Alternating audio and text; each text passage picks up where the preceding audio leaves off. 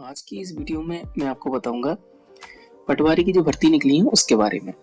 उसकी क्या योग्यता है, कौन कौन इसका फॉर्म भर सकता है, कब इसके फॉर्म भरे जाएंगे, ठीक है। और इसका जो पैटर्न हुआ है नया वाला चेंज, तो उसमें नए पैटर्न में क्या है, क्या क्या ऐड हुआ है, उसके बारे में आज हम बात करेंगे। तो मैं आपको बता देता हूँ, ये जो नोटिफिकेशन है ये आपको हमारी वीडियो के डिस्क्रिप्शन से मिल जाएगा। वहाँ पे एक लिंक है, उस लिंक पर जैसे ही आप क्लिक करेंगे जैसे ही आपको ये नोटिफिकेशन जो है मिल जाएगा। तो स्टार्ट करते हैं अपनी वीडियो को।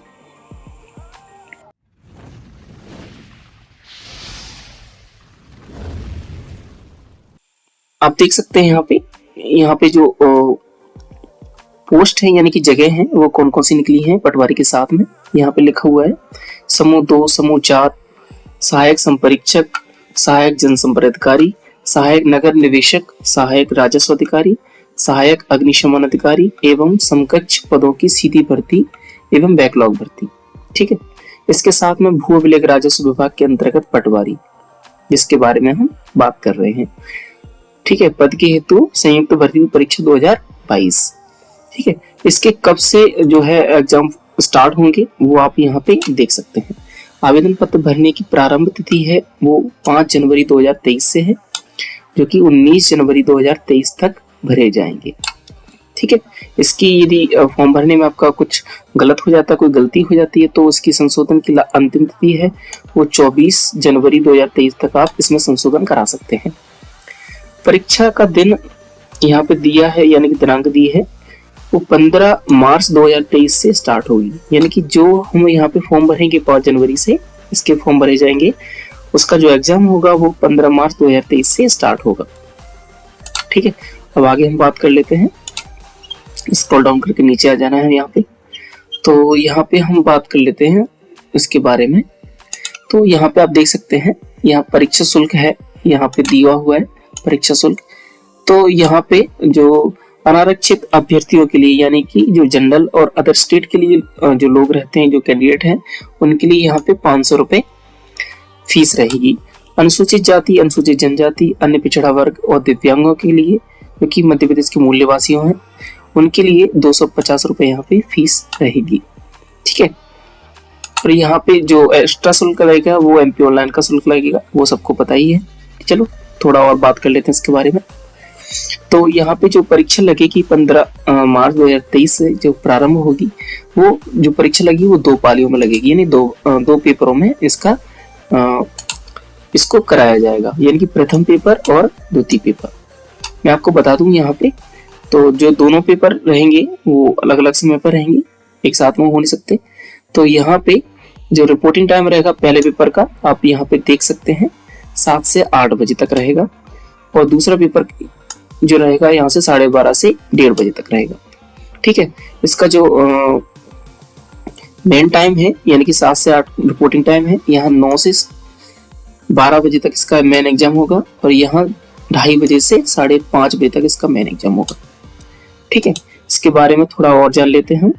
एग्जाम के बारे में तो हो गया, इसके बारे में और बात कर लेते हैं, ठीक है। यहाँ पे लिखा हुआ अभ्यर्थी का आधार पंजीयन अनिवार्य है, ठीक है।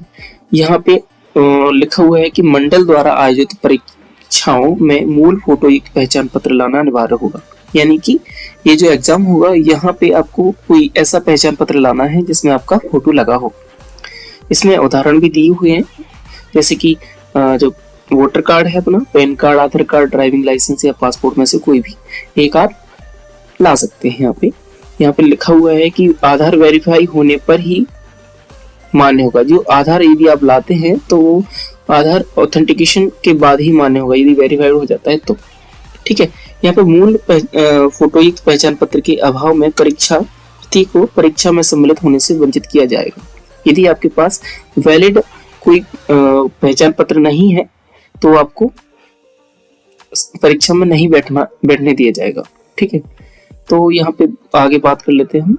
अभ्यर्थी को नियम पुस्तिका में विनिश्चित मूल पहचान पत्र यानी कि मूल परिचय पत्र के अतिरिक्त अपना आधार कार्ड, ई आधार कार्ड या आधार कार्ड की छाया प्रति, आधार नंबर, आधार VID जानकारी लाना अनिवार्य है। यानी कि ये तो इनमें से कोई ना कोई एक लाना ही है, इसके साथ में आपको आधार तो कंपलसरी ले जाना ही है।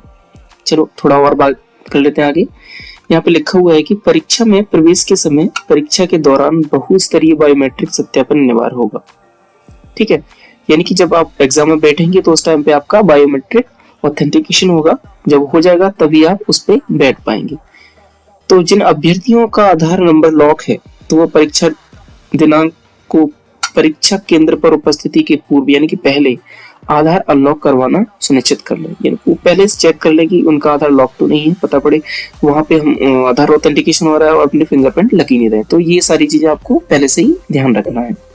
चलो थोड़ा और बात कर लेते हैं यहाँ पे। तो परीक्षार्थियों को परीक्षा में रिपोर्टिंग समय तक परीक्षा केंद्र में प्रवेश की अनुमति होगी। यानी कि परीक्षा रिपोर्टिंग टाइम है, मैंने आपको यहाँ पे दिखा दिया है रिपोर्टिंग टाइम। ये जो रिपोर्टिंग टाइम है इस टाइम को बीच में ही आपको उपस्थित वहां पे होना है, डिले नहीं होना है, बिल्कुल भी डिले नहीं होना है ना। तो दिक्कत आ सकती है, बड़ी मुश्किल में ये जॉब निकली है ना, तो आपको इस बात का मेनली ध्यान रखना है। चलो और बात कर लेते हैं यहाँ पे। तो यहाँ पे आपको देख सकते हैं परीक्षा कक्ष में इलेक्ट्रॉनिक डिवाइस या मोबाइल फोन कोई भी, ये सारी चीजें आपको पता ही है, ये वर्जित होती हैं कुछ भी। चलो और बात कर लेते हैं आगे ऑनलाइन परीक्षा पद्धति के बारे में। तो आप देख सकते हैं यहाँ पे कि जो 2 पेपर होंगे उनका दोनों का यहाँ पे सिलेबस दिया है, कौन कौन सी चीजें आएंगी इंक्लूड होगी। तो यहाँ पे जो प्रथम पेपर रहेगा उसमें सामान्य विज्ञान, सामान्य हिंदी, सामान्य अंग्रेजी और सामान्य गणित आएगा जो कि 100 अंकों का होगा।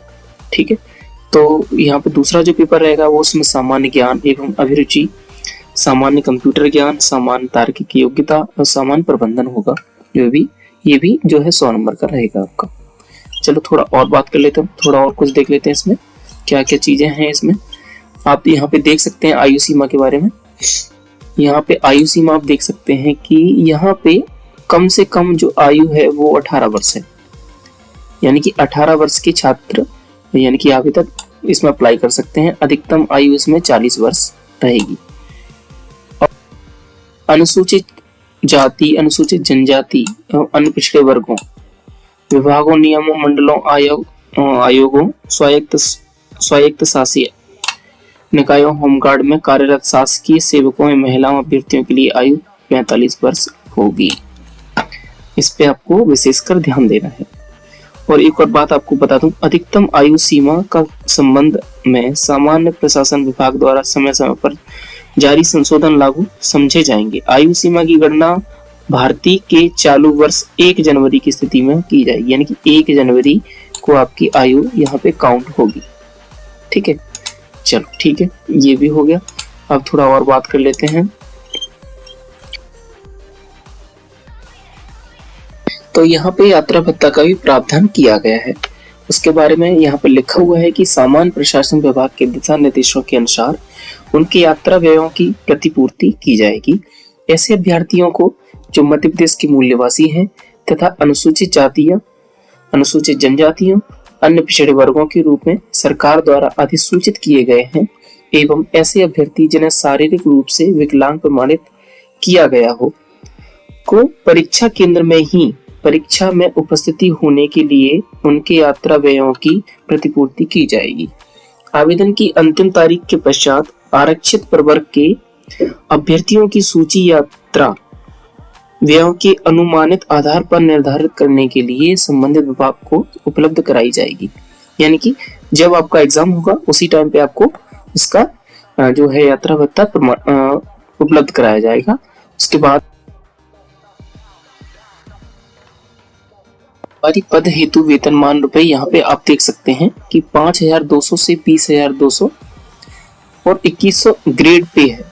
ठीक है, यहाँ पे बहुत अच्छी सैलरी यहाँ पे जो शो कराई गई है। और इसके साथ में कौन कौन इसमें अप्लाई कर सकता है इसके बारे में भी हम यहाँ पे बात कर लेते हैं। यहाँ पे लिखा हुआ पटवारी चयन प्रतियोगिता परीक्षा में बैठने के लिए वही उम्मीदवार पात्र होगा जिसके पास निम्नलिखित न्यूनतम अर्हताएं होंगी, यानी कि है। पहला है किसी मान्यता प्राप्त विश्वविद्यालय से स्नातक उपाधि हो, यानी कि किसी भी जो है ग्रेजुएशन किया हो किसी भी सब्जेक्ट के साथ में उन्होंने, तो सभी यहाँ पे वैलिड होगा। दूसरी बात यहाँ पे बात कर लेते हैं, पटवारी चयन परीक्षा हेतु CPCT score card Hindi typing एवं कंप्यूटर दक्षता सहित उत्तीर्ण होना अनिवार्य है।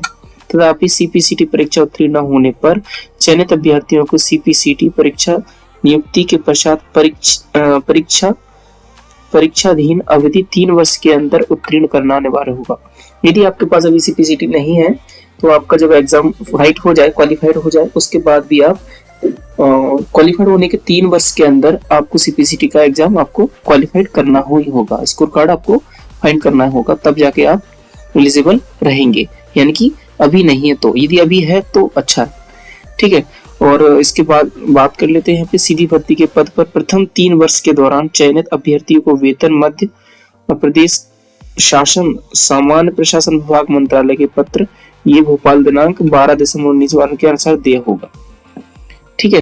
तो ये सारी इसमें जानकारी है। आई होप मैंने आपको लगभग आपको जो मेन पॉइंट है उससे अवगत करा दिया होगा। तो कैसे यहाँ पे मेन पॉइंट पे फोकस किया है और इसका जो है नोटिफिकेशन आपको वीडियो के डिस्क्रिप्शन में मिल जाएगा, वहां से आपको और भी कुछ जानना है तो वहां से आप फाइंड कर सकते हैं इसको और खुद से रीड कर सकते हैं। यदि आपको कुछ समझ में नहीं आया है तो आप मुझे कमेंट करके बता सकते हैं, ठीक है। तो कैसी लगी आपको हमारी वीडियो अच्छी लगी हो तो इसे लाइक करें, शेयर करें। यदि आप हमारे चैनल पर नए हैं तो इसे सब्सक्राइब करना ना भूलें। मिलते हैं नेक्स्ट वीडियो में, जब तक के लिए बाय, थैंक यू।